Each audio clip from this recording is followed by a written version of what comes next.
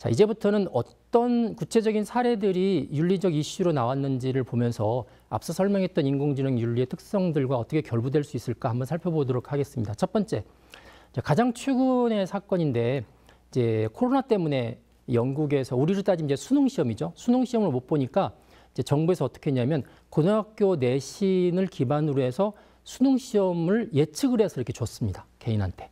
어떤 문제가 발생했냐면 사립학교 다니는 친구들한테는 높은 점수가 나갔고요. 공립학교 다니는 친구들한테는 낮은 점수가 나간 거죠. 실제 교사들이 점수를 예측할 수 있는데 현지 교사들이 예측했던 거하고 전혀 다르게 나왔던 거죠. 그 이유는 뭐냐면 사립학교 다녔던 친구들이 좋은 대학에 많이 갔던 데이터가 많았기 때문에 그걸 이제 그대로 반영한 겁니다. 요즘에 AI 면접을 하고 있는데 이 AI 면접도 자칫하면 기존의 어떤 편견과 차별을 학습 데이터 안에 그대로 반영할 수 있기 때문에 이런 이제 AI 특성상 발생을 하는 이제 윤리 문제로 볼 수가 있습니다. 자, 이번에는 이제 여러분들이 많이 기대하고 있을 것 같은데 스스로 움직이는 자율주행차에 대한 이야기를 잠깐 하겠습니다. 자, 자율주행차가 사람의 손을 거치지 않고 운전을 하다가 교통사고를 당했어요. 낼 수도 있고 당할 수도 있죠. 자, 뭐 내는 경우는 책임을 지겠지만 그것도 마찬가지고 당하는 경우도 일부 책임을 질 수가 있습니다.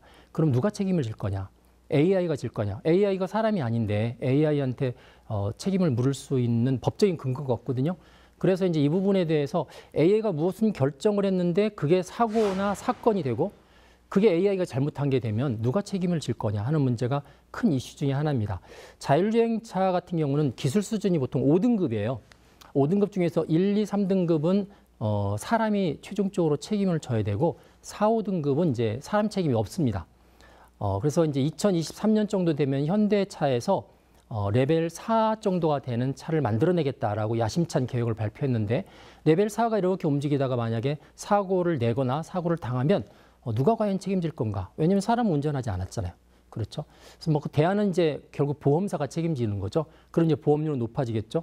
그러다가 자꾸 그게 반복이 되면 이제 보험사가 자동차 회사랑 AI의 어떤 잘못을 놓고 아마 법적인 투쟁을 벌이는 이제 그런 일이 발생을 할 것 같습니다.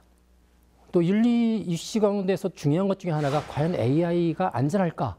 이제 AI가 어떤 사물을 인식할 때 경계선에서 조금만 어떤 정보를 다른 걸 주면 다른 경계선으로 인식하는 경우가 많이 있는데 이거를 적대적 패치라고 이야기를 합니다. 이 적대적 패치가 2017년에 처음 나왔는데 요즘 이제 중국 쪽에서 어느 AI든지 다 쓸 수 있는 범용 적대 패치 개발을 많이 하고 있어요. 특히 해커들이 많이 하고 있습니다. 그러다 보니까 어떤 현상이 벌어지냐면 자율주행 자동차가 가다가 사람들이 눈앞에 있으면 그 사람을 사람으로 인식을 해야 되잖아요. 그런데 특정한 사람의 앞에 이렇게 캔버스에다가 적대적 패치를 개발해서 붙이고 있으면 그 사람은 사람으로 인식이 안 됩니다. 적대적 패치를 붙이고 있는 사람은 사람으로 인식 안 하니까 그냥 지나가겠죠. 네.